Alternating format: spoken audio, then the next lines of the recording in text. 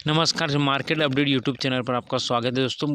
LIC का जो IPO इस महीने के अंत तक आ सकता है, ऐसा अनुमान लगाया जा रहा है। और सरकार जो है ना, इस आईपीओ को सफल बनाने के लिए, इस आईपीओ को ज़्यादा से ज़्यादा इंटरेस्टिंग बनाने के लिए बड़े बड़े जो विदेशी इन्वेस्टर है या एंकर इन्वेस्टर है उन्हें अप्रोच कर रही है, जिसमें अबू धाबी की इन्वेस्टमेंट अथॉरिटी, सिंगापुर की जीआईसी, कनाडा की 3 पेंशन फंड और कतर इन्वेस्टमेंट अथॉरिटी के साथ इनको अप्रोच किया है सरकार ने, ताकि ये एलआईसी की जो आईपीओ है उसमें एंकर इन्वेस्टर के तौर पर भाग लेने के लिए शामिल हो सके।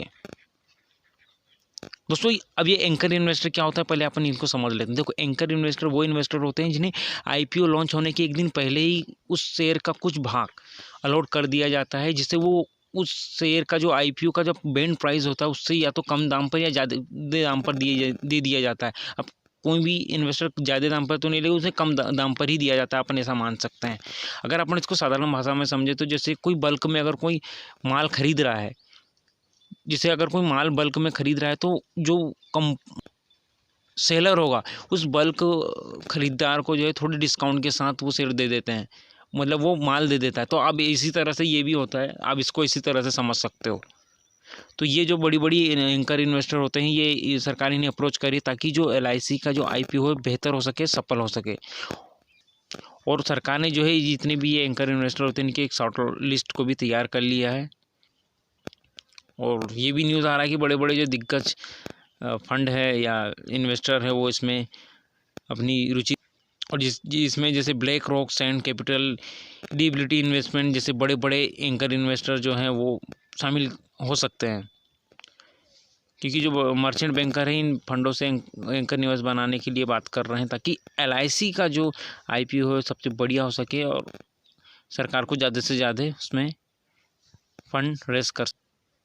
और इसका दूसरा बड़ा कारण ये भी होता है कि ये जो बड़े एंकर इन्वेस्टर, ये लॉन्ग टर्म इन्वेस्टर होते हैं, इनका रुख जो होता है स्थिर होता है किसी भी कंपनी को लेकर। तो जिससे होगा ये कि ये कंपनी काफ़ी समय तक स्थिर रह सकती है और कंपनी का जो प्राइस है वो भी स्थिर रह सकता है, शेयर प्राइस जो है वो भी स्थिर है।